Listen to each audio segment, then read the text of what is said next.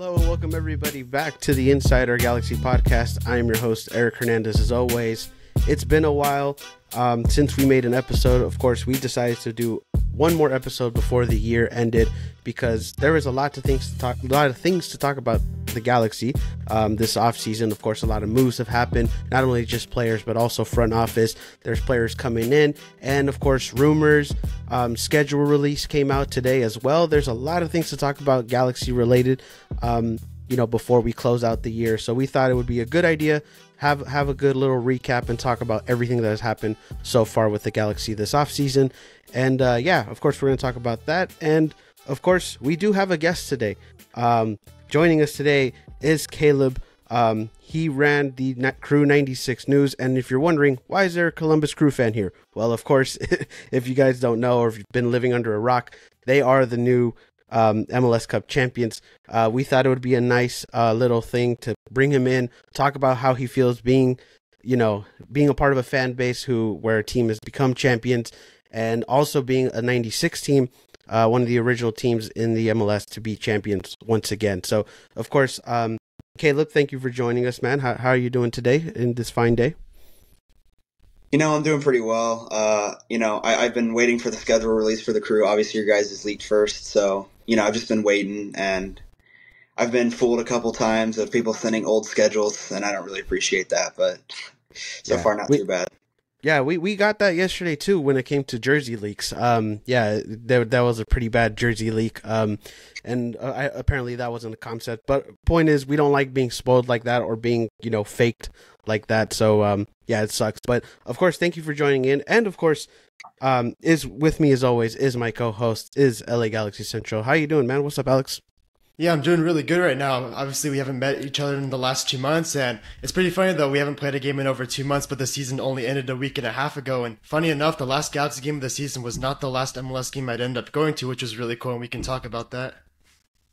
Yeah, of course. I mean, that's why also Caleb is here, because you did tell me that you guys did go to a Hell is Real derby, which was the Eastern Conference final, if I recall, which was not too long ago as well. And yeah, it does feel weird to know that our season ended like 2 months ago, but like the actual season ended like literally almost 2 weeks ago. Like it feels so weird. But I mean, of course, before we get into our Galaxy news, like I said, we did bring Caleb here to talk about about the Columbus Crew for a little bit. So, but my first question for you, Caleb, is just in general, how do you feel that the Crew are champion again? Like, I mean, it's got to feel great, right? Yeah. So back in 2020, obviously, it was a strange year.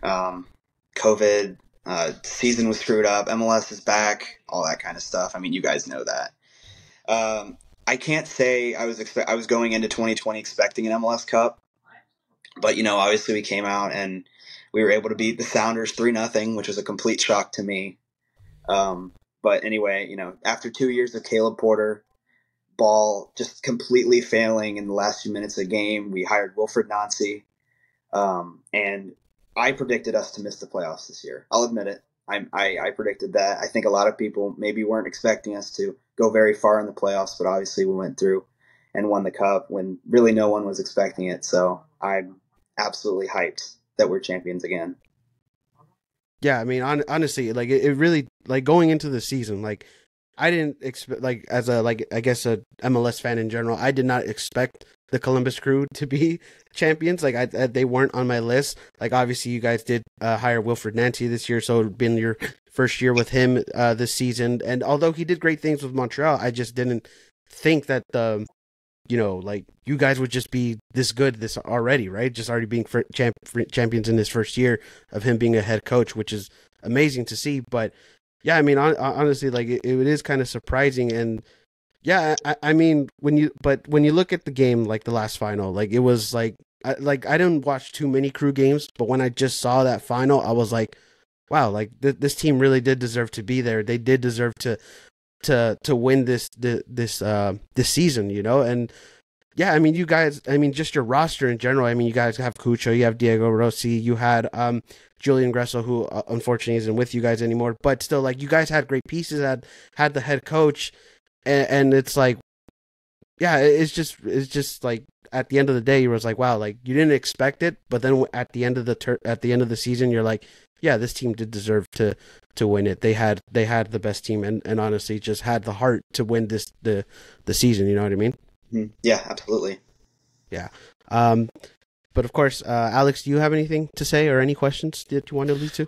Yeah, I mean, let's take a step back from the MLS Cup final. Obviously, that was great and the Crew deserved to win, but the Eastern Conference final was massive for them. I actually was fortunate enough to be at the game, like I said earlier, and man, what a game it was. The atmosphere was great, and yeah, it just delivered all around. Cincinnati took the lead early in that one. They doubled the lead right before halftime. The Crew conceded a goal at the worst time possible. Then, the Crew come out in the second half. They look decent, but they're not really scoring. They're just keeping the ball to keep the ball.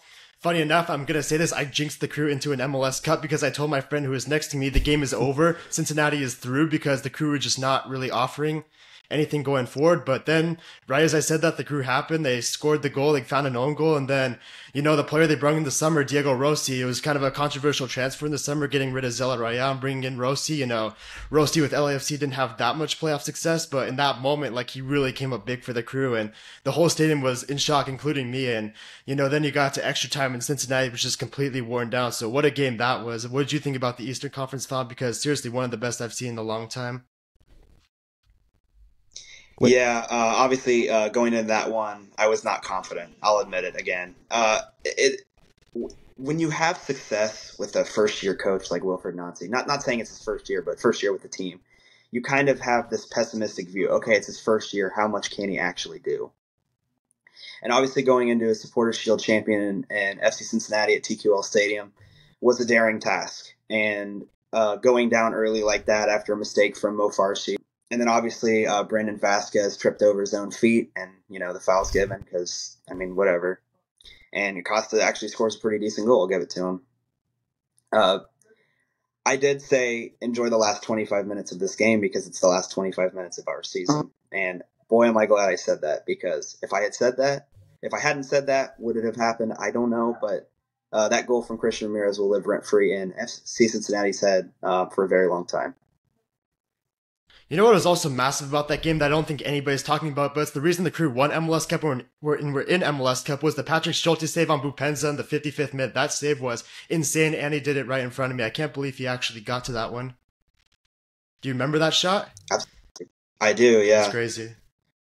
Uh-huh. I did have another question regarding to the Hell is Real derby. Obviously, it's not like the longest running derby. It's one of the new rivalries in the league. But I've always wanted to ask was whenever Cincinnati came in here, and of course being another team in Ohio, and how was your initial thoughts with Cincinnati coming into the league? Did you know it was going to be this big of a rivalry? Because, for example, we had LAFC, right? It's not long of a rivalry unless you want to count the Chivas USA days, which some fans do. But, of course, when we look at that, we say in the beginning, maybe we, at least me, I didn't think it was going to be such a big rivalry. But now with El Tráfico, it's such a big rivalry. It's one of the biggest in MLS. But for you guys, whenever Cincinnati came in, did you just ever expect it to be this big rivalry? And honestly, to me personally, I think it is one of the big rivalries in MLS too. But did you ever expect it to be what it is today?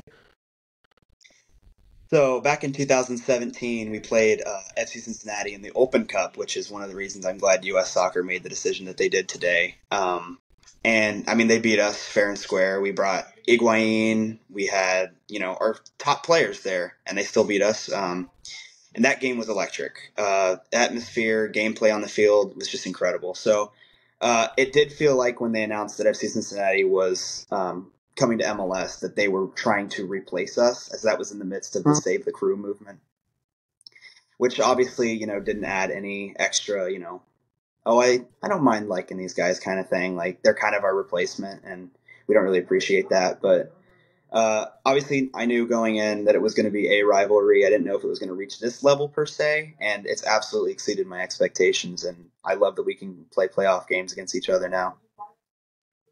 Yeah, of course, it is something special to see a rivalry just be this big. Because I don't remember. Do you guys have another rival other than Cincinnati? One before the Hell is Real derby? I don't recall, or I don't. We have, I would say, before Cincinnati, we had two main rivalries. we're rivals with Chicago and with Toronto. I would say are the other two big ones in for the Crew. Oh, okay, fair enough. But even then, when you compare those two, and now with Cincinnati, it's almost like night and day, right? It's like this is just a different animal when it comes to those games. And again, it's interesting to see it. That rivalry be in a big, just grow, and then now recently with it being in the Eastern Conference Final, because that also like expands the growth of the rivalry. Because like for us, we've played LAFC in the playoffs twice already. Unfortunately, we lost twice.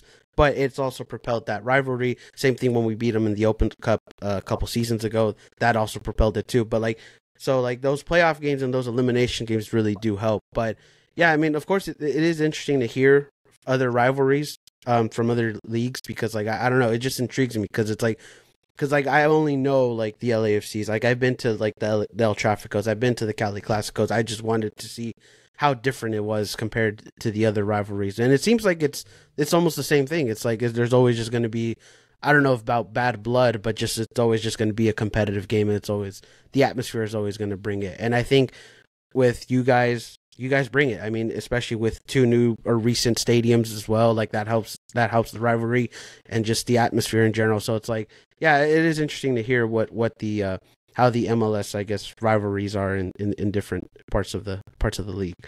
Alex, do you have another question you want to ask? Well, it's not a question, but it is a statement and some observations. Like I did notice at the Eastern Conference Final, the Columbus Crew did have a lot of fans there. Like a lot of fans compared to other rivalry games away from home. They brought a lot of people there. And there was some good banter between the two fans too. When Cincinnati scored there, I don't know if you saw this on TV, but they were holding like a banner that said Austin FC. Like they were just trying to, troll you guys a little bit. And like the Columbus Crew had a banner that said like, Cincinnati killed, like, I don't know his name, but it was like Idro the Gorilla or something like that. Did you see that? Harambe. Yeah, I don't know what it was. Harambe. Yeah, I did not. Oh, really? Yeah, I saw that. I thought it was funny. I couldn't think of it off the top of my head, but yeah, they had some good banter between each other. Obviously, both fans were going at it. It was a very intense game, a very back and forth game, and yeah, it was a great rivalry to be at. And I look forward to hopefully going to it again sometime. I'm surprised I didn't know his name though. I should have known that. Yeah, I was gonna say Harambe, man. Like, rest in peace to the rest in peace to him, man. It's been a while, but yeah, I mean, obviously it is interesting to see that rivalry grow. I had another question just regarding about the Crew though. Just obviously, like when I saw the final, it was a great final as well. The Crew, that's their third MLS Cup championship in history, and the first thing I immediately thought to myself was that the Crew has now like established themselves as one of the top clubs in MLS, because you guys are, well, obviously like Galaxy and DC United have more cups, but like you guys are the only team right now who have 3. Everybody has 2 or 1. So like to me that just says like you guys are now one of the big clubs in MLS. And do you feel that way whenever you guys won for the season? Did you guys feel like that you guys propelled yourselves to another level? That's actually a really good question. And when I think MLS and historically, and if I go over to, I don't know, just Europe, they're going to say the LA Galaxies. They're going to say maybe not even DC United, maybe even some of the newer, bigger market, New York City, LAFC, etc. I know I shouldn't say LAFC on here, but fine. Miami, especially now. But I feel like as a smaller market in Columbus, Ohio, you kind of don't get that feel, and it kind of feels unreal to think that we have the third most MLS Cups in MLS history. I kind of worded that weird. I apologize, but good. It's crazy to think that maybe other fans of other big teams that I would consider like you guys with the Galaxy now view us as one of those big clubs in MLS. So after that game, I didn't really think of that, but it's awesome to see fans of other teams considering us one of the big clubs in MLS. No, yeah, I mean, I said that right away when you won it, and like another reason as well is that like what I also make like consider teams that are like big clubs, like for example, it's like that teams are willing to, or that teams have won in different like points of the league, right? Like different eras is what I'm trying to say. Like for example, Galaxy won in the early 2000s. We've won in the in the early 2010s, like you guys won in 2008, you guys won in 2020, which COVID could almost be its own era, like just depending like the circumstances. And then now you guys win in 2023, where obviously we're 29 teams. Now we're going to have San Diego, which 30 teams in here. There's a lot of teams in the league, and you guys are one of the original teams of this league, and you guys won in different eras. And like, to me personally, that says like, yeah, historic. I don't even just think historically. I just think in general for the league, like that means like you're a big club, right? It's like if you're able to win in different eras, different moments of where the league, changes. I think, and obviously the league's going to change even like down the road, but like still though, like if you guys are able to adapt in different eras and different situation where the league constantly changes, to me, I think you're a big club. To me, I think you are an important club to the league, and I think it's good for the league. I think it's good for seeing one of the originals have success. And I'm pretty sure Alex feels the same way whenever you guys won the championship too. Yeah, I wouldn't just call the Crew a big club, actually. I'd probably say they're the standard of since 96 clubs right now, and not even just since 96 clubs. You can actually argue MLS clubs. Like, who would you really argue is the standard of MLS? Like, it's probably not the Galaxy or DCA anymore, even though they do have the most trophies because they've just been pretty mediocre for some time. You could say it's Seattle because they do have the CCL, but yeah, you could definitely say it's Seattle. They're an argument. You could say it's LAFC, but at the same time, LAFC has a ton of money and plays in a massive market. So, like, who would you say is the standard for all MLS clubs? Like, I think it's honestly Columbus right now. They can do it in a small market. They can attract a lot of talent. They can build a great foundation. They can have the pieces in place to do great things. So I think they've really set a standard for the league and represent all of our since 96 clubs very well about how to run a club. And I think a lot of clubs want to follow in that footsteps. Yeah, I would agree. I would agree so too. And then the market is such a big deal too, because like whenever you think of Columbus or just in general Ohio, like I don't imagine soccer, but yet like you said earlier, it's like you guys have 3 championships, and like that's crazy to think. And obviously Cincinnati won the Supporters Shield. That's a big deal too, I guess. Like that in a market like Ohio and like just Columbus, it's just like it's crazy to see. But I agree with Alex. It's like it really does set a standard to the league of how you should run it. And I don't know if again you feel the same way, that like if you guys feel like you're the standard now, or do you feel that same way in a sense?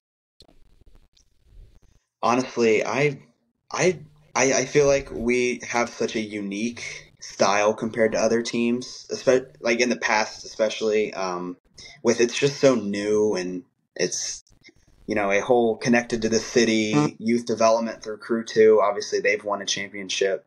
I feel like it's a very, very good way to do it, and I hope that MLS teams pick up on it just for the growth of the league as a whole. Right. I hope so too, in a sense. But yeah, I mean, it is, like I said, it is crazy. And of course, like I think you guys just do deserve the winning it. I think you guys did a lot of great things, even controversial things like selling Zelrayan or letting go of Zelrayan, which it's another thing too. It's like that whenever you look at like I said, like adapting, it's like you got to sometimes do the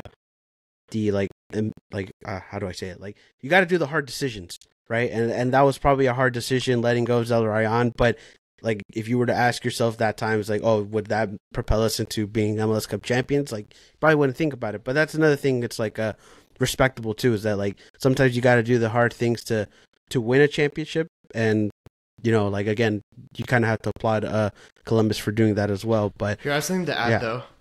Like, let's see, between the Galaxy and the Columbus Crew, like, the Columbus Crew sold Lucas Zelarayan and they got Diego Rossi right away. But, like, what would the Galaxy do, like, if they sold Ricky Pooch in the summertime? Like, who would they get? Would they even be prepared? Like, were you confident? What was that? Are you confident they would even be prepared? Or, like, I don't even know if they would be. Or, like, for example, when we had Christian Pavone, he was one of the best players in Major League Soccer. We have a ton of time to replace him. And we end up with Kevin Cabral, and we all know how that went. And the fact that we had so much time to try to replace a certain player, and the Columbus Crew can do it in just, like, a span of a week, just says, like, wow, like, one front office is a lot more prepared than the other one is at the moment.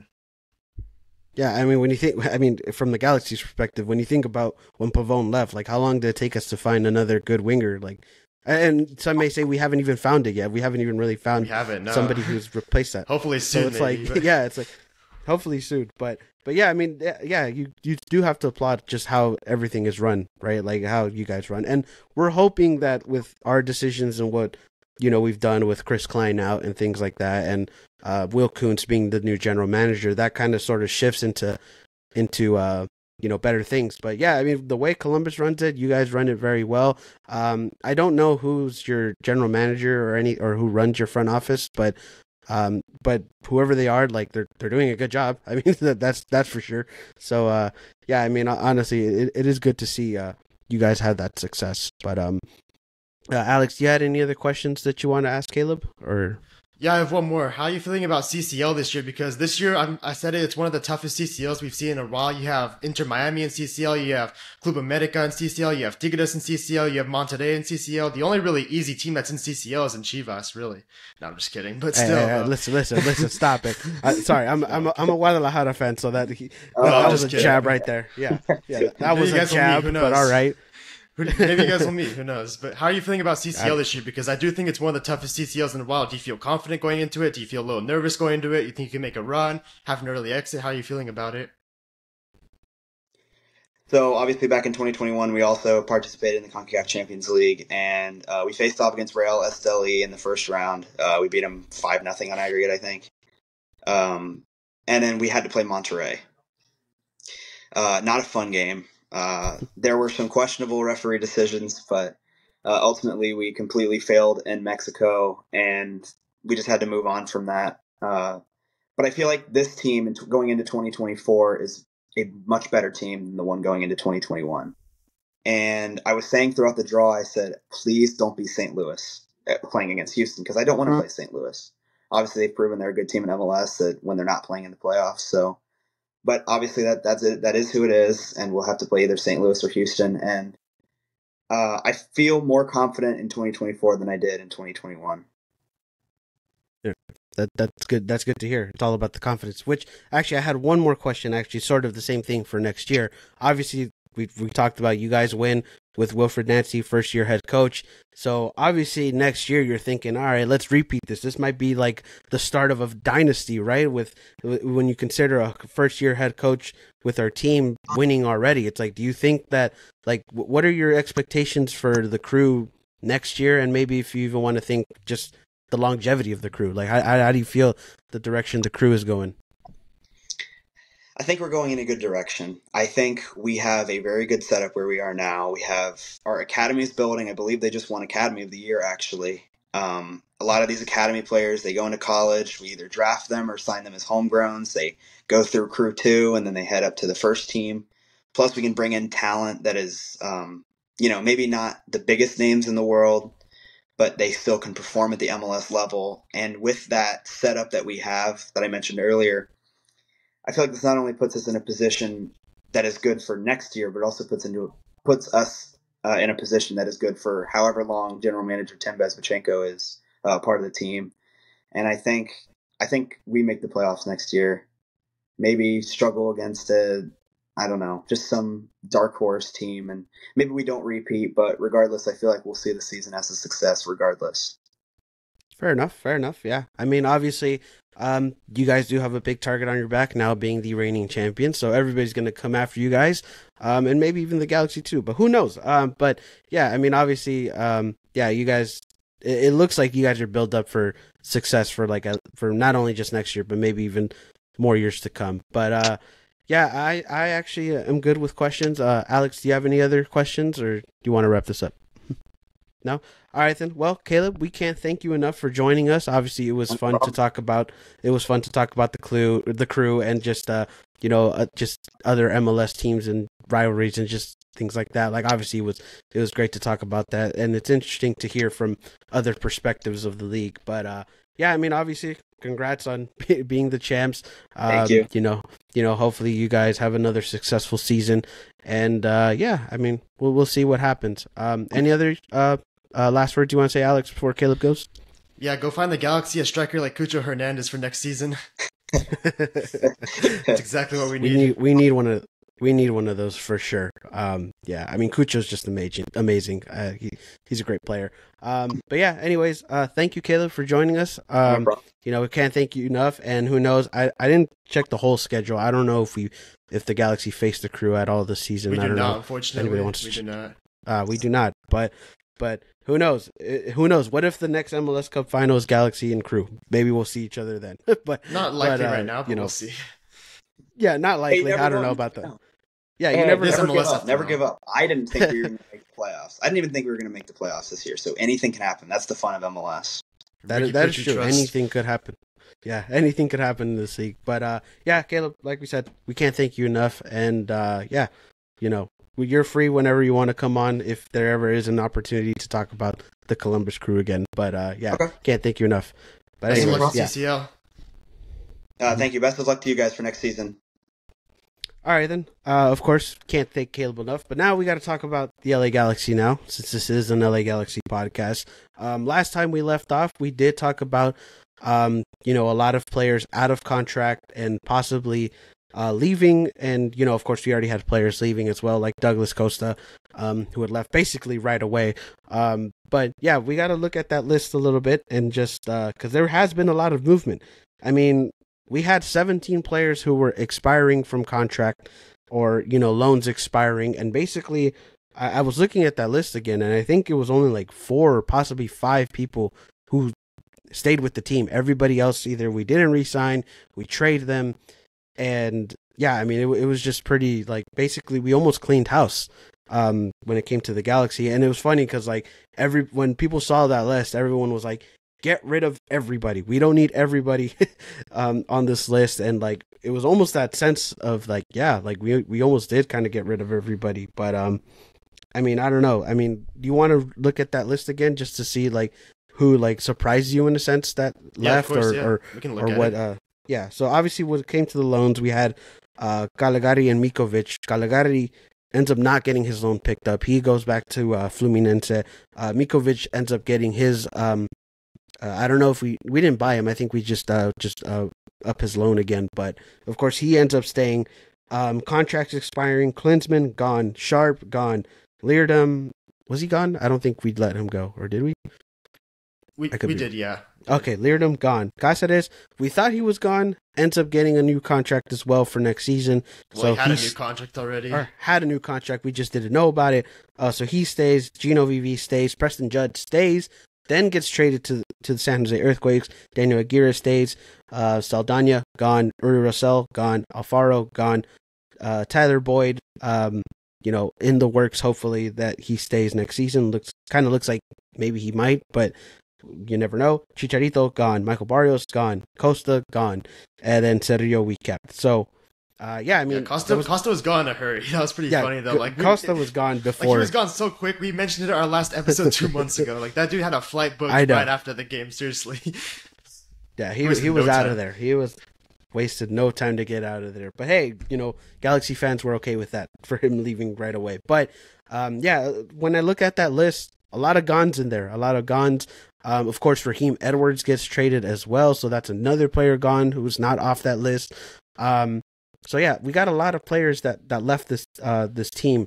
Was there anybody that shocked you in that list, or anybody that sort of surprised that we didn't bring back? Yeah, only one, and I think that was Billy Sharp. Like, Billy Sharp had a great season last year for the Galaxy, even though the team did really struggle. He scored 6 goals, even scored a hat-trick to win us a game that kept us alive in playoff contention. He didn't get brought back. He said he wanted to come back. He knew he was going to have a lesser role in the team. He was accepting of that. He understood we were going to get a new striker, but for some reason, he didn't come back. It just felt like no one was on the same page with that, and I'm super disappointed because I think this Galaxy team really could have used Billy Sharp's leadership and presence in the locker room for a whole season, and the fact that he didn't come back and we ended up choosing Judd over him, who we just end up trading eventually, I think is just not very smart. I'm disappointed to see that happen, but all the other ones I think are pretty understandable, even though I think the Caligari one was also kind of questionable for some people, but for me, I had a feeling he would be gone after he got his injury. Yeah, I mean, definitely Caligari and Sharp was my main ones of why we let go. Caligari more a little. Well, it was shocking, but not surprising, I guess, because it was like it made sense to me at least. Yeah, because whenever we talked about him getting his injury, the first thing I said was, how does that affect the negotiations? How does that affect the deal of him staying next season? Of course, we talked about if he were to return next season, when would he come back? It was more going to be like not in the middle of the season, but like a little bit before. So it was like, there was a lot of things in question. And I think, the Galaxy just decided not to, I guess, go through that process or try to, I don't know. It was just like, they just let him go. They didn't want to go through that, and I guess it was understandable for that. Maybe Fluminense said like, hey, you know, he got injured with you guys, like that means you're gonna have to give us more money or whatever. I don't know what the negotiations were, but of course they did change the negotiations, because there was at one point where the Galaxy were close to signing a deal to keeping him, and then once his injury happens, you know, that just changes the course of him staying. But yeah, that to me that was like surprising but not shocking. And then when it came to Billy Sharp, of course that was like, again, reasonable, but I just did not like how the negotiations went either. I felt like it was just bad business. But you know, like, it is what it is. Bad business happens in sports all the time. A lot of people were calling for Vanny's head, saying like he should be fired for that. I mean, like, no, that's not a fireable offense, but it was shitty business regardless of how you want to take it. But yeah, I mean, technically he did get removed from the sporting director role, so he sort of got a demotion in a sense, which I think is great. But... Well, yeah, of course, which we will talk about, you know, later a little bit. But yeah, I mean, of course, out of the list, yeah, those were kind of those were the only shocking ones. I mean, Cáceres getting a new deal that we did not know about was also shocking in a sense, because everybody thought he was going to be gone. Everybody thought that was going to be his last year. Whenever you heard that he had a new deal, like, did you feel a little surprised that happened, or was that like, you know, you were just like, oh, like, cool, we get to keep him? I mean, I don't really know what to think about it, because he is really old. He is coming off a pretty serious injury, but at the same time, our center back depth right now is atrocious right now. So I don't know what he can offer to the table. I don't know if he has another year left in him, but it'll be interesting to see at least. Yeah, it definitely will be interesting. And yeah, I mean, out of everybody else on that list, it was just like, you know, we knew it was possibly going to happen. Of course, Chicharito leaves. We knew that was going to be a decision that the Galaxy had to make. You know, of course, there a lot of, like I said, a lot of the younger players on that list end up staying, other than Judd, who got traded, and Saldana. So, but still, though, like, out of everybody on that list, like, you know, like, it wasn't really much surprising. But I think it was just surprising that, like, we just cleaned house. Like, I don't feel like the Galaxy have really done this, like, in recent memory. Like, I don't remember letting go this many players. 2020 offseason, they kind of did that. Remember, like, we had that huge transfer window where we brought in a bunch of guys in 2021. It kind of happened similar to there a little bit, but I guess so. But, like, I mean, when you think about it, it was like almost, you know, 10, 12 players that we let go, and not even like I said, not even just from that list, because Raheem gets traded as well. So it's like, yeah, there was a lot of guys on that list, just a lot of, like, bodies just being moved, I guess is what I'm trying to say. Like, I don't know, it feels a little weird. I will say, though, I did kind of want to see Michael Barrios come back, because I did think he was a good MLS level substitute. He would have re-signed for a cheap price, and yeah, I think it would have been a nice piece to have on this team. I was a little disappointed he didn't come back, but maybe they just didn't work out a deal that was great for both sides. Yeah, possibly not. You know, who knows what the negotiation process was here, but also with Will Kuntz now being the general manager, you know, I guess that sort of changed everything, which I don't know if you want to talk about Will Kuntz a little bit, because that obviously that happened during the offseason. He gets named general manager. Vanny is now just coaching. You know, we've been saying that that's something we needed to see from the Galaxy, was get a GM, let Vanny just coach, and maybe our solutions will be, or our problems will be solved in a sense. But yeah, Will Kuntz ends up getting named general manager. Do you like the move? Do you think this was the right decision for the Galaxy? Yeah, of course, I think it's a great decision. Like I've said before on the show, like, Greg Vanny being the head coach and the sporting director was just way too much responsibility. I think for anybody really to have to, you know, make moves, negotiate, travel, coach the team, find tactics, study your opponent, just too much. It's way too much to ask of one man. And Will Kuntz was brought in from LAFC. You know, he kind of had a smaller role at first, but, you know, if he was going to leave a situation that he had in LAFC, we kind of knew that, like, he was going to be getting a promotion in some sense. That was the only way it made sense. So I'm not very surprised by this. I think it's a good thing for both sides. I think it's going to help the Galaxy. We still got to see what signings they make, or if they make some more signings. But yeah, ultimately, I think it's definitely the right move, and I'm excited to see what he can do these next coming windows. Yeah, definitely. I mean, I'm excited too, and especially because, like, the summer window, right? Of course, we didn't have a lot to work with when it came to the summer window, and of course, Will Kuntz was there by then. And think about the trades that we made, the players that we brought in. Of course, like we've talked about, Billy Sharp came in. He ended up doing some production. We traded for Diego Fagundes. He had a good point with us whenever he came in, and we brought in Michael Barrios, we brought in Edward Cerrillo, who was young. So when you look at those type of signings, you think that, I'm assuming Will Kuntz was the main guy who brought those players in. And it's crazy though, because he got all those players and they were all cheaper than selling Efrain Alvarez. So basically we sold Alvarez and got all those players for even a less price, which is just really good business overall. Yeah, exactly. So when you look at those moves and what we did, it's like, yeah, you do have some confidence. And even right now, when you look at some of the small moves that we made, like we traded for Raheem, we got a lot of GAM in return. We traded for Judd, we also got a good amount of money. We're also clearing up space in the cap. So it's like, yeah, there's some good things happening, and I think that although it's the little things, you're excited to see those little things, because if Klein was still here or Vanny was still in charge of being the GM, I don't think we would have had these small little moves that could result into big things. Yeah, I mean, look, it's the little things right now, but Greg Vanny did mention, though, by preseason, he wants all of his players here for the main part of the season. He wants most of his core here. He wants to get him before preseason. He wants to work with them, which I think is a great idea. So right now, maybe it's the little things, but starting New Year's, a few weeks past New Year's, I think we're going to start seeing some bigger signings, hopefully some DPs coming in. Yeah, hopefully. Hopefully they get everybody in before the season, because last year was the same thing. They said we want everybody here before the season starts, and we felt like an incomplete team in the beginning. So hopefully that changes this season. But I mean, yeah, I guess we could also talk about some of the rumored players that have popped up for the Galaxy. Of course, there were a few players in the beginning that don't seem likely, but they were mentioned. Of course, we had Alvaro Morata from Atletico Madrid.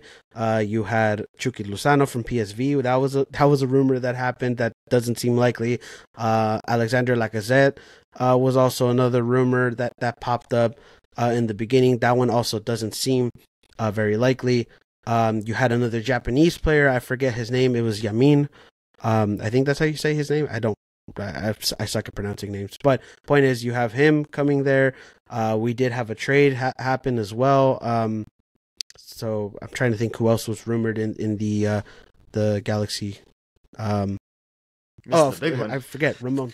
Yeah, the big one, Ramon Sosa from Talares, was also a big rumor that happened that could have also been record breaking as well. Yeah, and there was also a few players thrown out here and there. But anyways, from out of all the rumors that are players that just been thrown around, do you think any of these names should be names that the Galaxy should sign for this offseason? I think the Japanese right back is definitely an interesting play we should look at. Obviously, we let go of Calagaris, so we're in need of that new position now. We're not going to have Cuevas starting the whole year. And Ramon Sosa looks like a really good player, too. Has a lot of potential. Is definitely playing well right now.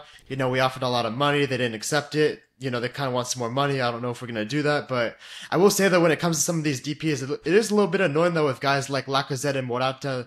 The fact that, they're just aging players, maybe going out of Europe, that our name just gets kind of slapped in those rumors all the time. That happens for years, and it's still happening. Those names aren't very realistic. I don't think they're going to happen, but these reports come out every year, and it's getting a little bit annoying by now. But yeah, the Sosa and the Japanese right back definitely look like interesting players we could possibly get. Yeah, definitely. Yeah, especially that right back, especially because I think Will Kuntz actually went to go see him play in the I forget what tournament it was. I think it was their version of the was it their version of the CC?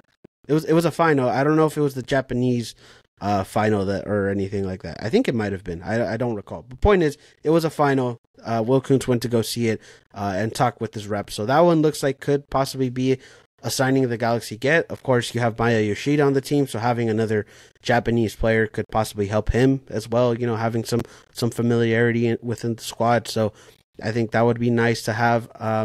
Yeah, of course, Ramon Sosa was the big one. Supposedly could have been record breaking for the Galaxy, at least when it comes to transfer fee. So that one seems like a good signing, especially because we need another winger, and especially a DP winger. And it seems like Sosa has the potential to be really good. Of course, he has some European clubs after him as well, like Everton, who want to sign him as well. So there's going to be competition. Of course, Talares is going to ask for a lot of money, and I don't know if the Galaxy are going to be willing to give him a lot of money, but that seems like a pretty big signing as well for us. I will say though, it's kind of a bit annoying because you look at Ramon Sosa, his value as a player is probably 8 to 9 million, I'd say, and then you add up a little bit of tax, like, okay, he's playing for his national team now. He just had a breakout season in Argentina. You add maybe a little 3-4 million there.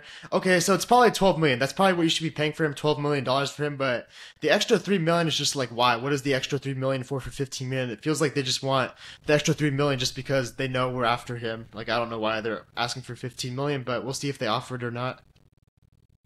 Yeah, I mean, it is weird because when it comes to these transfer like things, it's like there's so many things that get added on, right? It's like, of course, and I think even he was valued a little less, right? He was probably in like the 7 million, almost 6 million. Yeah, it was. Yeah. But of course, like they're asking 15. It's like, where do you get 15 from? Of course, maybe it's just so they catch the Galaxy on desperation or whatever the case may be. But of course, you do have to add on. He's young. He plays with the national team. Has the potential. So yeah, there is going to be a little money add on, and of course, I'm pretty sure he's a big player for Talleres. So it's like letting him go would be pretty big. So it's like you gotta have that like little extra money because you're replacing somebody big from your roster. So it's like. Yeah, I mean, I sort of get it, but I don't think 15 million is something that the Galaxy should be looking at. I mean, personally, I don't think. Yeah, I agree. That's kind of overpriced. And what's concerning is they said 15 million to advance negotiations, not 15 million to close the negotiations. So they could just say like 15 mil and then want an extra 2 or 3 mil, make it like 18 mil. And 18 mil for him, I mean, he's a good player. I think he'd be a good addition to this team, but that's just way too much money for him. Yeah, I mean, it is. But again, you never know because sometimes it could be worth the money. When it comes to contracts and transfer fees, I always say it's, you always pay a player by what they've done, not that what they're going to do. So obviously, Ramon Sosa has done quite a bit at Talleres and has done a little bit in his career. So it's like, yeah, like I get it if you want to charge a little more, but I don't know, 15 to just start the negotiate or to advance the negotiations is kind of crazy because Everton could come in and be like, all right, we'll pay you 17. And so now it's like, if the Galaxy want him, you got to have to pay him like 18 or even more. So it's like at that point, it's not worth breaking the bank for one player like that. And especially because you can just go look at, any other market and try to find another player. But still though, Ramon Sosa is a big one. And I think the Galaxy should go for him, but if they don't, I would not be surprised if they don't. What do you think? Do you think it gets done or not? I'm saying it doesn't get done because the asking price is just going to get too high at some point. I mean, you never know because it depends on who's making the deal for the Galaxy side as well, right? Like, obviously, every side has their own deal makers. Obviously, what does Kuntz offer? What do they offer? How do they work their negotiations? There's a lot of things that happens when it comes towards that, but. Again, like if other European clubs are in for him, they're going to be a team. Those teams are going to be willing to give a little more money, even, because obviously they don't have to, work with the salary cap or anything like that. So it's like, there's a lot of things that can go into it. But I mean, to be fair, DP players don't apply to the salary cap either, so that wouldn't really matter. Well, that's true, but even then, it's like I don't know. Like, we'll see what happens. I mean, to be honest, I don't know if it happens just because the asking price either, but I don't know. Well, we'll see. We'll see what happens. So you're probably on no too right now? As of right now, I'm on no, especially because there hasn't been anything else either that has come out of that. Like, we've just heard, the last thing that we heard was that, to advance negotiations was the 15 million. Maybe he's on the flight right now. We haven't now. heard anything after. Yeah, who knows? Maybe he's already in LA and we just don't know. We just see him the first preseason game without an announcement. Yeah, it's like a WWE entrance, like those surprise entrances, like when it's like theme music hits and then like he just runs onto the field. That'd be hilarious. But that'd be cool actually. But honestly, I don't know. We haven't heard anything since then, so it's like, to me it seems like it's not going to happen, but we'll see. We'll see what hopefully we see something soon. Yeah, hopefully. But yeah, I mean, in terms of the rumors right now, it's nothing too major other than the Sosa one. Of course, like you said, maybe starting next month, that's when we start hearing more about players and more rumors and who we might get. So, yeah, we'll see what happens here. But yeah, I mean, I don't know, we'll see. But just because we haven't signed any players doesn't mean like we said, we've had some movement. We've had some trades go in for the Galaxy. We talked about it. Preston Judd being traded to San Jose. Raheem Edwards also gets traded to Montreal. Players that we've kind of talked about. Oh, also another trade that we had. We also traded for Miguel Berry from Atlanta United. So we had some trades. We get a player in, we send two out, we get for some money in return. But yeah, of course we have seen some movement. Of course we've kind of have already talked a little bit about Judd and Raheem, but of course, knowing you, I'm assuming you like the trades that we sent Raheem and Judd to different teams. Yeah, I mean, Judd, I didn't really think much of. It's just like, it's fine, it's just okay value to get out of him. And Raheem, I do think it was the right decision. Like, I do appreciate the effort he gave here. It's probably a little bit disappointing for Raheem, though, because he probably felt like he found a home. Obviously, he was a starter all of 2022 and a good amount of 2023, and now he's getting shipped off again to another team. It's like, it's a lot of teams. It's a far place to move to, but, maybe he can do something in Montreal. But, I kind of do stand on what I said earlier. I don't think Raheem is good enough to be a left back on a team that's trying to compete for trophies, that's trying to, make a playoff run, go in different competitions, do well in the league. I don't think he's really the guy for that. I do think he was a big liability on defense, and yeah, it makes sense to trade him. You have Julian Alde. The question is, who's his backup right now? Like, we don't even know. But yeah, I think trading Raheem was a good decision. I'm pretty happy with it, but I do appreciate the effort he gave after all. Yeah, I mean, definitely for Raheem, I don't think it was necessarily the passion, because I think he was passionate for the Galaxy. I think he gave it all for the badge. He was one of those players who didn't shy away whenever we did bad or whenever an error happened. So Raheem was always one of those players who gave it his all. But of course, just because he gave it his all doesn't mean he, did everything, right? Like, it doesn't mean he performed that well. Of course, I think trading him was the best decision. I think for him, he understood that was going to be a decision. He goes back to Canada. He goes somewhat closer to his family. I think that was also another decision why they made the trade, because Raheem did want to be closer to his family. So that was another decision. But yeah, I mean, Raheem seemed reasonable as well. Of course, we thank him for, I guess, what he did for the Galaxy. Again, the passion that he brought. As for Judd, I think it was a smart move in the sense that, of course, Judd, being a young player, did well with Galaxy 2 and USL, had some production with us in the main roster. It was good to get something out of him. It was good to, like, I guess, get him at his value, or like with the value that he has right now. So it made sense to get rid of Judd as well. I think that was a good trade to do, and it just seems weird that we did it with San Jose. But like I always said, if the deal's right, you'll trade with anybody. So. I will say though, like, what are we gonna do with Chris Mavinga though? Because we've seen over recent years, like, Chase Gasper was really bad, we buy him out. Sega Koulibaly was playing really bad and had a lot of issues, we bought him out.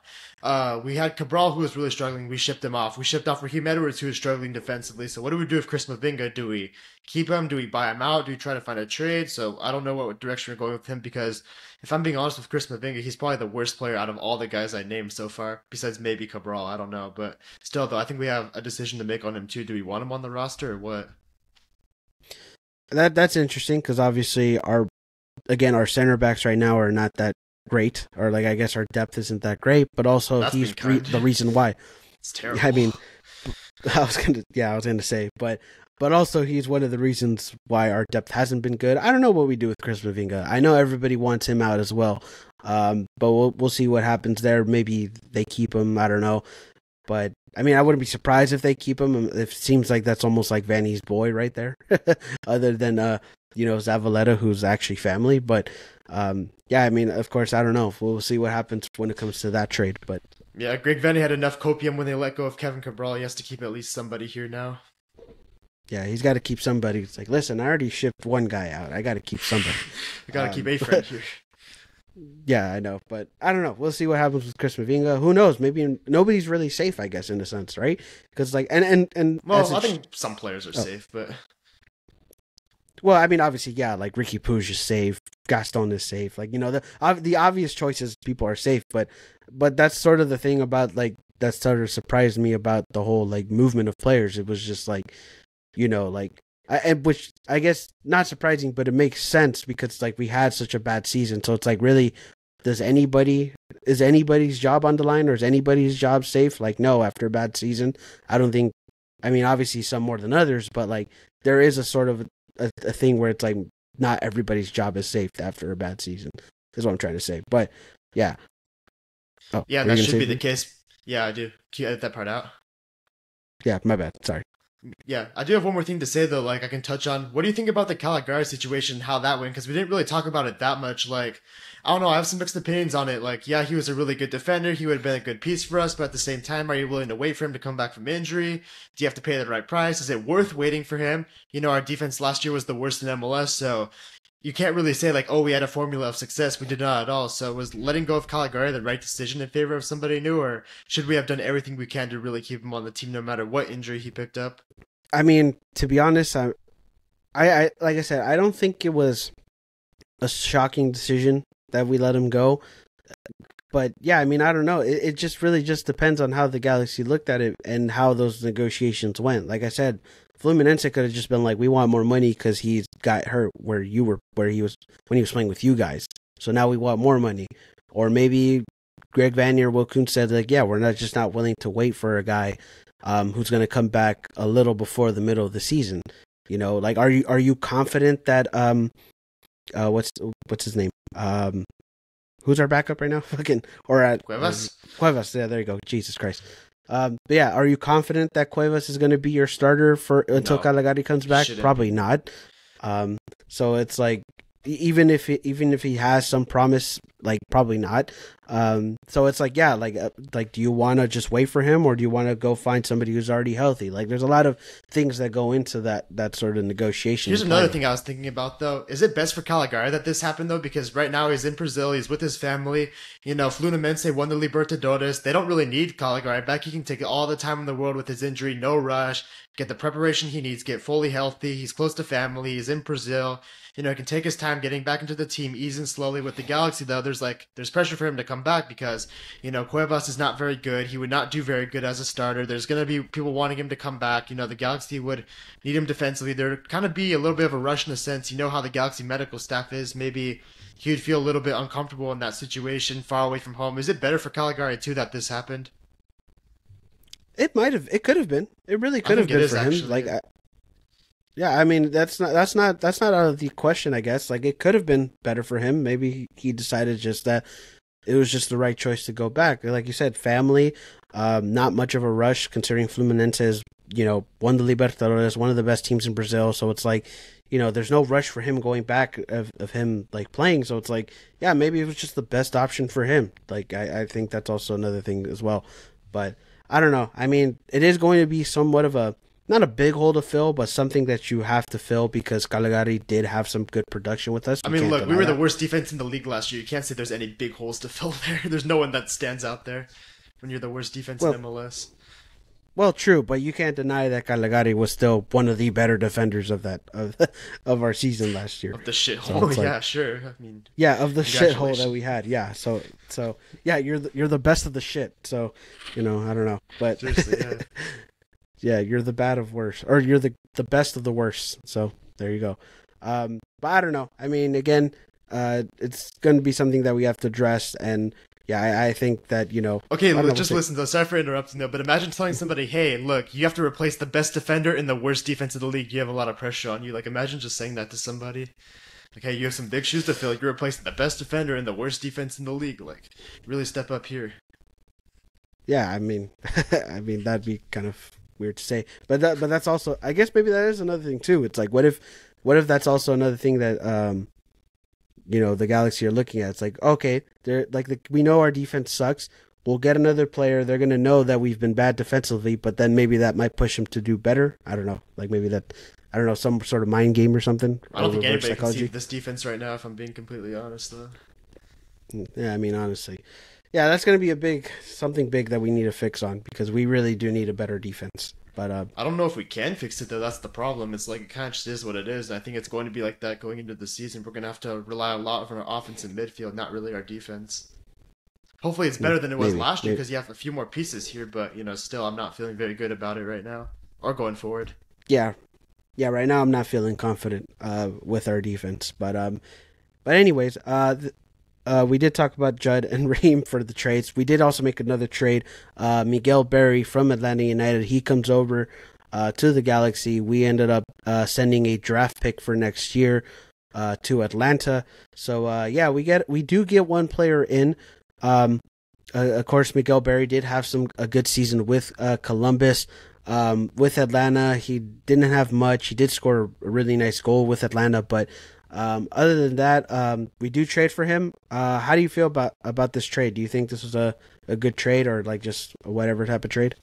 It's a fine trade, for a third string striker. He did score 8 goals in MLS in 2021, and he had a decent stint with Columbus. With Atlanta, didn't really do much, but it's a third string striker. You don't really expect that much. What I'm more concerned about is Dejan Joveljic, because we are going to need Dejan Joveljic to start, and he obviously, he never wins games in the starting lineup, or he never scores goals in the starting lineup. And you saw his numbers last year, and they were not very good. But the bad part about Dejan Joveljic last year is his numbers were kind of garbage time numbers, when we were playing in the season for things to play for. He did hardly anything. So that's what I'm more concerned about, not Miguel Berry. Like, if we get a DP striker, like, okay, maybe he'll be good, maybe not. But if our striker is out and then Dan Joveljic goes in, it's like, what are we going to get from him? And is Miguel Berry a good counter to Joveljic, too, if he's struggling? So I don't know. Like, we talked about our defensive depth being very concerning. I'm also concerned about our striker depth and even the starting position right now. We don't even have a starting striker right now, but we got to see who we bring in at some point. Yeah, I know I didn't really talk about the trade that much, but still, I just kind of made it more of a striker segment. So maybe Miguel Berry can get into the mix if Joveljic is struggling, if maybe our new DP striker is unavailable, or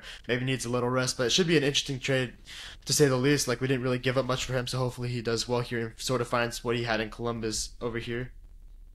Yeah, hopefully. I mean, of course, he's had some success, and we hope that he brings that success here with the Galaxy. But of course, I think it's a nice depth piece to have. Like you said, third string striker would be nice, and of course, maybe in those crucial situations where he does have to play, he gives it, he gives it his all, and has some production with us. Because considering the fact that there's going to be a lot of games next season, of course, MLS regular season, Leagues Cup. Maybe U.S. Open Cup, which was something I guess we're going to touch up upon in a bit. But of course, there is that as well.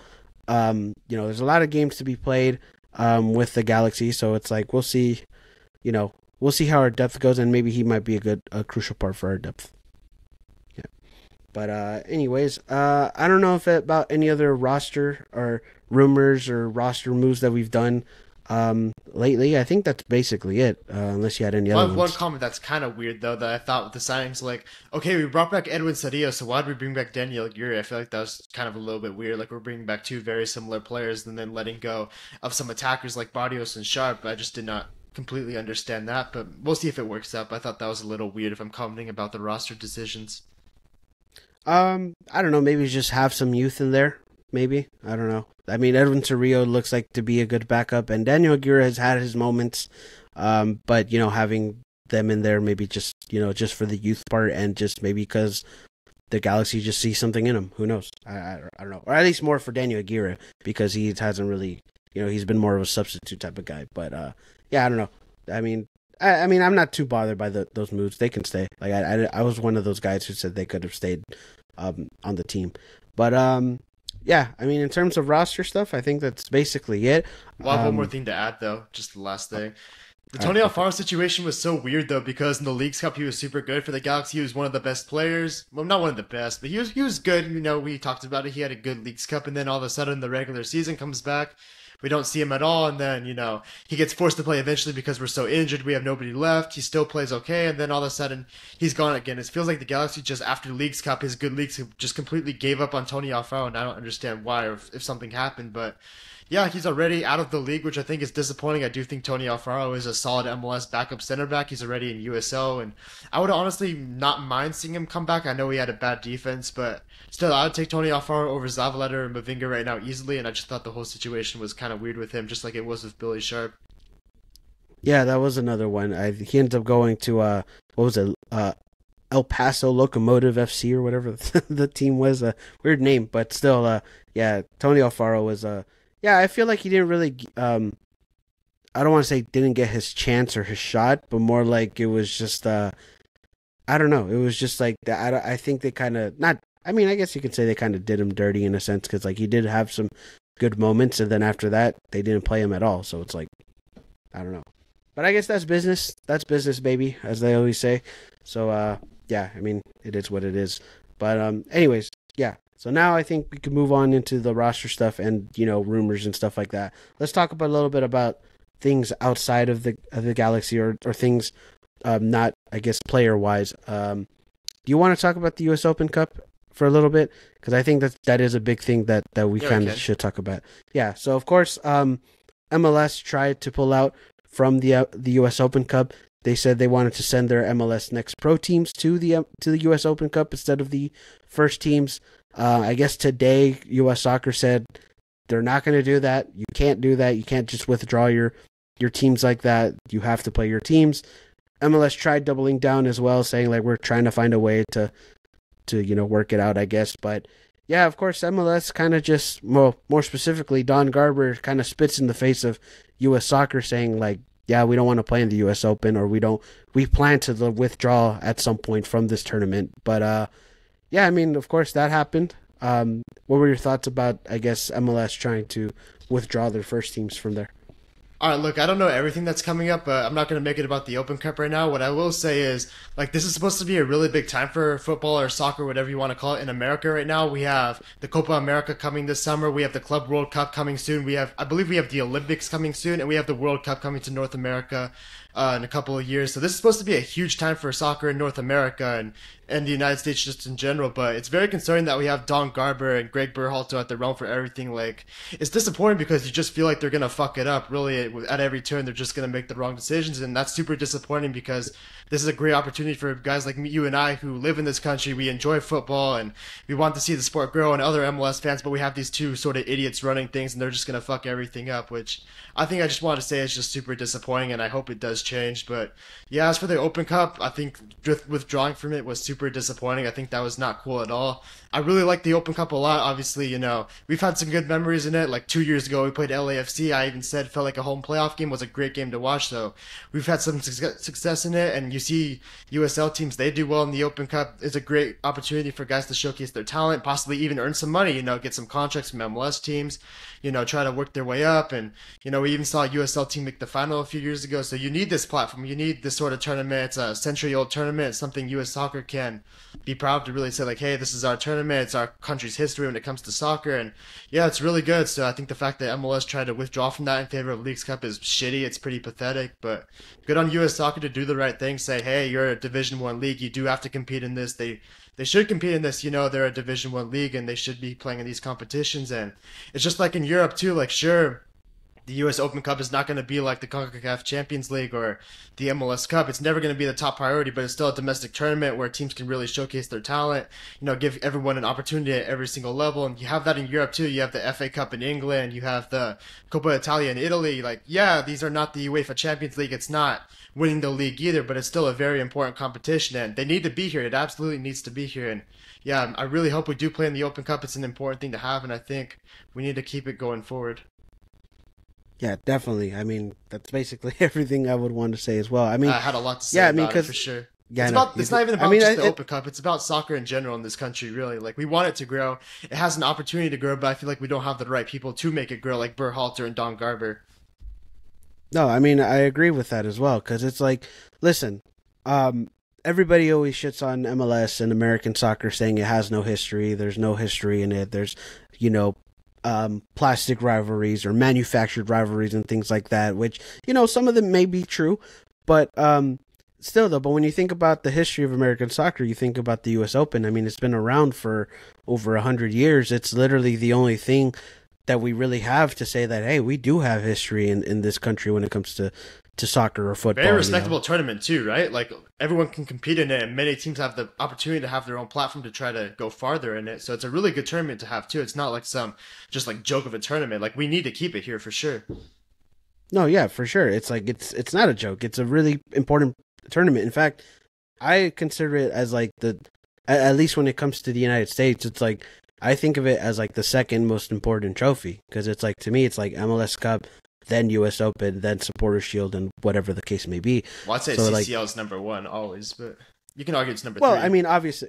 No, but I'm saying just in the United States. Like, obviously, United States, in North America, obviously, you want to win CCL, but when it comes to the United States, it's MLS Cup, U.S. Open, Supporters Shield, for at least to me. So it's like, U.S. Open is a very important thing. It's something that, again, it is the history of this country, of the sport.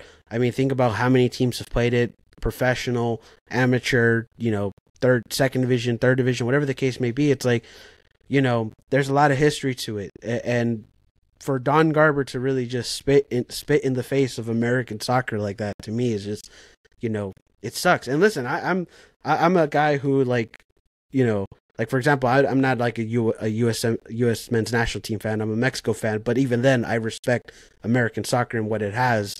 And again, like, I always find the U.S. Open to be like this big thing for me. Like, at least for me, it's important. It is an important tournament because it is like the FA Cup. It is like the Copa Italia. It is like the Copa del Rey in Spain. It's like there's a lot of things to it, right? So it's like it's a very important tournament. It's a tournament that not only just helps MLS teams, like maybe some MLS teams get some silverware, but also to the smaller teams, right? It helps them financially. Like when you funny enough, like Eli Lester posted in a tweet, if you don't want Messi to go face the Iowa Cows SC, like, then it's like, what are you like doing? Like, that's important. Like, it brings those types of matchups like to the sport, and also it just helps those teams like the lower level teams when they have to face Inter Miami or an LA Galaxy or whatever the case. Yeah, I mean, look, I'll add something too. Like, these lower level teams, they go out there and they compete. Like, we saw the Galaxy a few years ago play Cal United Strikers. It was 2-3. It was a very close game. Then we saw the Galaxy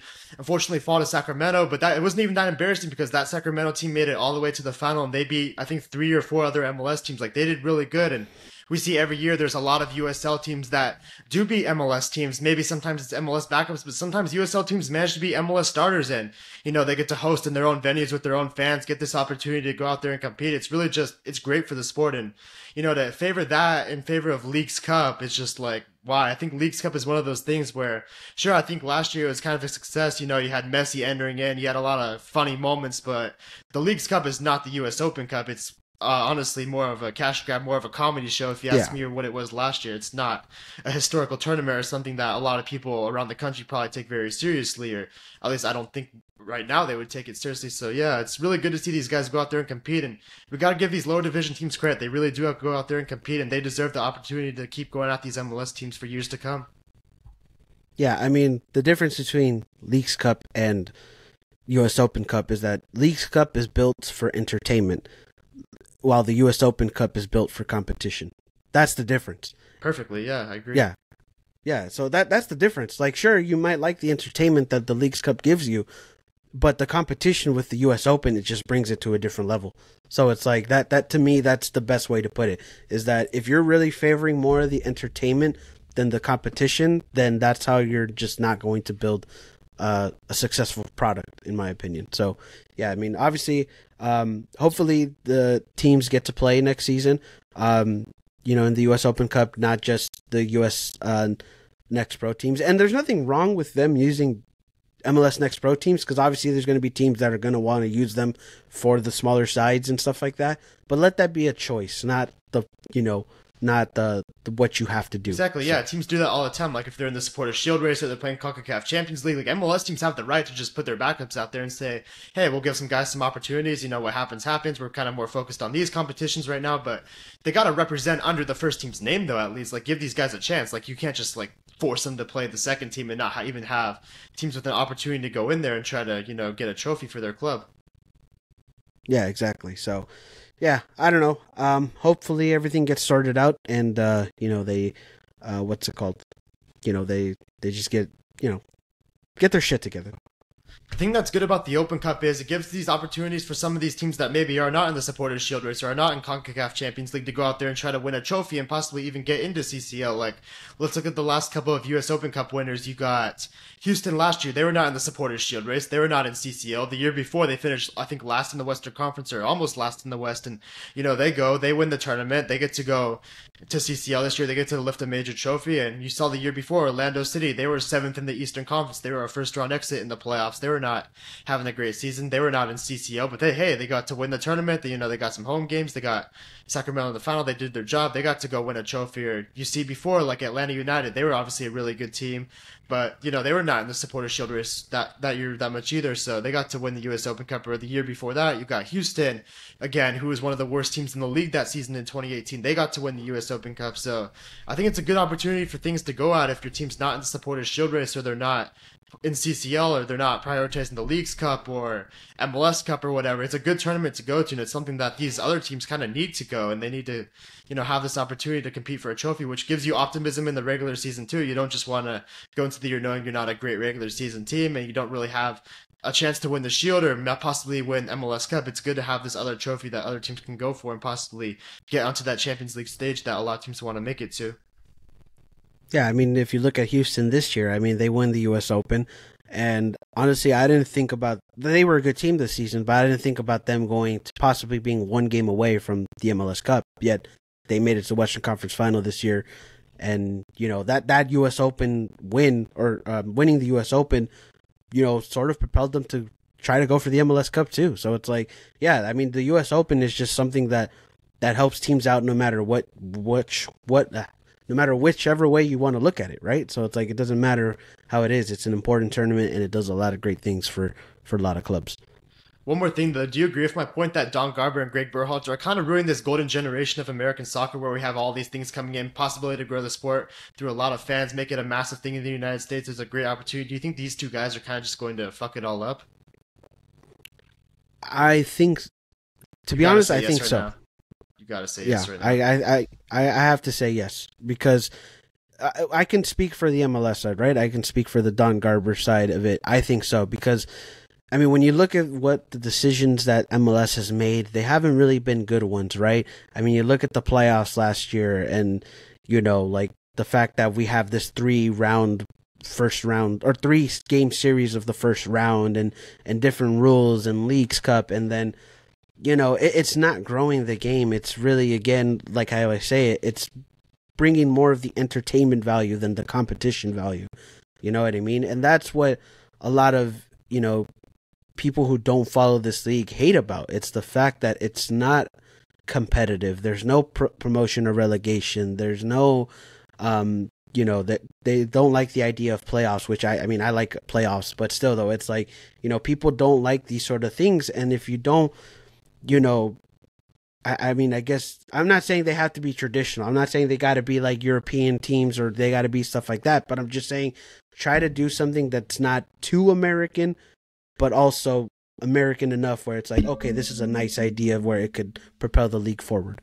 That's fair, definitely. You know what I mean? Like, I really liked it when MLS had two-legged playoff series. Those were epic. Some of the ones in 2015, 2014, 2016. We saw some great games, and, we had a great formula, and they just got rid of it. It's like, wow, that's disappointing. It's like, it was playoff, so it's American, but, 2 legs, it's European. You have that good balance there, but now it's just like, it's a bit ridiculous too. Like 9 teams make the playoffs. Like respectfully, if you don't make the playoffs, you're shit. Like it kind of makes the regular season pretty pointless in a sense. And yeah, it's pretty disappointing too. And the fact that we have Messi in the league, we have the GOAT, the greatest player of all time. I think easily. I think it's kind of debatable, but that's not the point right now. It's that we have one of the greatest players of all time in our league, and we still haven't extended the salary cap when he's in the league the first year. It's like it's time to do these things, and we're not doing them. The fact that we're not getting an extra DP spot this year, which we didn't mention yet, which we thought last time on the episode there could be, but there's no extended salary cap. There's no extra TAM spots, which is a struggle, really. It's very disappointing that, we have a player of Messi's caliber here. Just like when Beckham came here, we saw a rise in salary cap. We have a player like that, and we're not really seeing the changes we need to see right now, which is just very disappointing at the moment.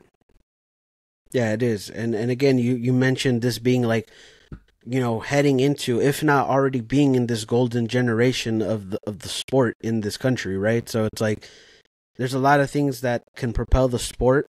Obviously, it's not going to beat the NFL. It's not going to beat the NBA, but it's going to compete with like other leagues and other sports like NHL, MLB, and maybe it can compete with NBA in a sense. But still, though, it's like if you want to make the sport grow and become the, at least head towards the direction of being one of the top sports in this country, you got to, you just got to do the right things. And what we've seen so far with MLS and in a sense also with the U.S. men's national team, it hasn't been the right direction, or it's not going in the right direction. If anything, we're just kind of, it's just kind of staying still or being worse than what it is.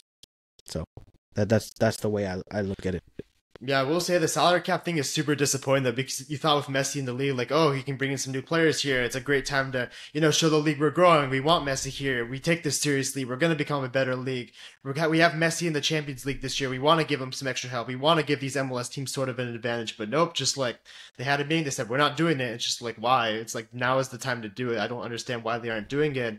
And then you look at the kind of history in the Champions League with MLS teams and Mexican teams. The Mexican teams are dominant against them, and you could argue it's part of their culture, or they just have a better understanding of the game, which I think in a sense is true, but at the same time, like, the MLS salary cap is so tight. I just don't think MLS defenses have what it takes to stop these Mexican teams. Really, like, if the salary cap was looser, maybe some MLS teams can bring in some better defenders to try to stop some of these players on Liga MX teams. But with the salary cap the way it is, and most MLS teams being cap tied to offensive-minded players, it's like, you go down to Mexico, like Estadio Azteca, or you go to Tigres or whatever team that might be there. It's like they're just going to lose because maybe Miami will win just because of Messi, but other MLS teams are going to have a really hard time because they just don't have the players it takes to compete against these teams because the money is not available right now. And I think now's the time it should become more available. Yeah, I mean, definitely. hey, it could be us in a few years too. We don't know what will happen, but we got to see what will happen in the future. Yeah, you never know. But yeah, I mean, it is disappointing also to not see the salary cap move a single penny. Like, it really is. And I don't know why that decision was not made. I don't understand how they didn't even think about doing it. But yeah, I mean, I know we kind of gave Steve Cherundolo crap last year for making that his excuse about the salary cap, but he's not wrong. Right? It's like he's not wrong when it comes to other competitions. It's like if you want to beat these Mexican teams, out either. A lot of people are calling it out. For sure. He's not the only one. Yeah, I mean, obviously he used it whenever he lost, which was, why do you make that an excuse? But he's not wrong in the sense of, yeah, if you want to compete with these other clubs in other countries, and not only just in CCL, but think about it next in 2025 when we have the Club Sports Cup. Some MLS teams are going to be competing in that, and you're going to have to compete with those CONMEBOL teams and those UEFA teams. And although maybe they might not have success, you still want to put out a good showing. So it's like, you got to do something with the salary cap. And also, speaking of, it's a shame that they didn't do it this season. Yeah, so speaking of CONMEBOL, like, we heard reports of the Libertadores wanting to team up with the Champions League to try to make MLS teams into the Libertadores, and you hear about that too, which I think is very exciting. If the Galaxy had the opportunity to go play in the Libertadores, I think that's awesome. I think it's great for any MLS team that gets to go there. But yeah, you go back to the salary cap point again. It's like, you're going to have more money to compete with these teams. Like, imagine, one of these MLS teams going to La Bombonera or the Monumental with Boca and River. It's like they're going to need a team to compete in there. It's going to be intense. It's going to be physical. It's going to be very difficult. And if we just don't take the steps in the right direction, it's going to be honestly a bit embarrassing for the teams. They're going to get ran over. So I think we need to start taking those steps. But yeah, you mentioned CONMEBOL. That'd be very exciting if MLS teams played in the Libertadores, and I hope the Galaxy can be one of those teams. Yeah, I mean, I don't know how possible that's going to be. Obviously, they had those discussions because of Messi and being in Inter Miami, but I think it's a big possibility, actually. I'd like to see it. I don't know. Some people say otherwise. Some people say otherwise just because some people think that MLS fans aren't ready for Libertadores, and in which I could sort of agree. I'm ready. I don't know. I can speak for myself. No, but I'm just saying, like, obviously going to, obviously the atmosphere at La Bombonera and La Monumental is much different than an atmosphere. Bro, I'm telling you, it's great. It's awesome, but it's much different than the atmosphere at Dignity Health Sports Park. And not saying that we have a shit atmosphere, but I'm just saying that, well, it's different compared to the rest of America. You don't just have to single us out. It's different from the rest of America. Yeah, it's like there's levels to this. That's what I'm just trying to say. But I don't know. The point is, Don Garber, get your shit together. And let's make us look more of a competitive league and more of a better league. Imagine LA Galaxy away days at La Bombonera. That'd be insane, dude. I'd love it. I don't think there's any. I don't know. I mean, maybe there might be some Galaxy fans there, but I don't know how. I'd go. They would take it. I would go. That would be awesome. Honestly, going to a game in Argentina would be a bucket list thing for me. That does suck though, because you mentioned it. Some MLS fans complain about flares. They complain about beer. Like, I don't know. Like, I don't think you should complain about that at all. I think it's super fun. I'm from Europe. I support an Italian team. I've been to games in Europe before, but I think just the whole Argentinian atmosphere, the whole South American atmosphere, the beer, the flares, I think it's just all part of the game, and I think it should be here. It's, they always say pyro is not a crime. I do agree with that. Beers are, they're thrown around. You shouldn't throw the bottle, but just the beer coming out, like, that's totally fine. I think it's a lot of fun. It's part of the game. It's part of the reason why a lot of people enjoy the game, and it should be around around in America and just in sports in general. Yeah, I mean, there's a lot of things that could be different here, and hopefully, like I said, we get our shit together. We have work together. But yeah, we got a lot of work to do. But anyways, last thing I want to talk about before we leave is that the LA Galaxy schedule has been released. So let's talk a little bit about there. I don't know if you have seen the entire schedule, but obviously there's some important games in there. Yeah, but there are some important games. Home opener against Inter Miami, against Messi. Messi will be in town for that one at Dignity Health Sports Park. We thought that was going to be the rumored Rose Bowl game, but apparently the Rose Bowl game is going to be against LAFC again on July 4th. So that's happening again. Of course, another important matchup, of course, San Jose. We got our 100th Cali Clasico coming up this season. I think at Stanford too. So that's going to be I think at Stanford too. So, actually might not be. I don't know. But point is, that's happening as well this season. So, I haven't looked at the schedule completely, but anything from the schedule that excites you or interests you for the next season? Yeah, a little bit. Like, obviously, I get to see Messi play, which is obviously, I support the Galaxy. I'm going to support the Galaxy, but obviously seeing a player of Messi's caliber, seeing a player of Suarez's caliber, Alaba, Busquets, like, these guys are world-class players, legendary players. They're players that, when I was in elementary school, I'd get up early to watch because they're just so great at what they do, and I think that's going to be exciting, seeing them come to Dignity Health Sports Park. Obviously, like I said, I do want the Galaxy to win, but I hope they give them a good battle. I hope it's a great game, the home opener. It's going to be very tough, but I'm looking forward to that one. I'm obviously looking forward to the rivalry games. Those are always competitive. We want to win those, and yeah, it's just the season. We all want to have a bounce back season. We want to have more success, and I think it's possible, but we still got to get some signings in. But yeah, it's good. The schedule's coming out. We got preseason coming up in about a month, a little over a month. We got preseason camp coming up pretty soon. I think we're getting back into things, and I'm looking forward to see what we have to offer. Yeah, of course. I mean, new season. We got our schedule now. Now we just got to wait for the players, and hopefully our hopes for next season are going to be better than they were last season, I guess. Yeah, I mean, of course, there's a lot of work to be done. There's a lot of things that are going to happen for next season. And yeah, honestly, I mean, it can't come sooner enough. We want the Galaxy to come back, and hopefully we have a competitive squad to go up against these teams and hopefully possibly go all the way. But, we'll see how that goes. Towards later in the preseason. But yeah, I mean, of course, exciting to see that it's not that far away. But yeah, I mean, we just gotta hope for the best, I guess. But yeah, I mean, Inter Miami though at Dignity Health Sports Park was kind of a shocker to me though. I really expected that to be the Rose Bowl game. I did too. Yeah. So did LAFC choose the Rose Bowl because didn't they have the priority where to pick the home game this year for themselves? That's how it worked. Well, it says we're the home team.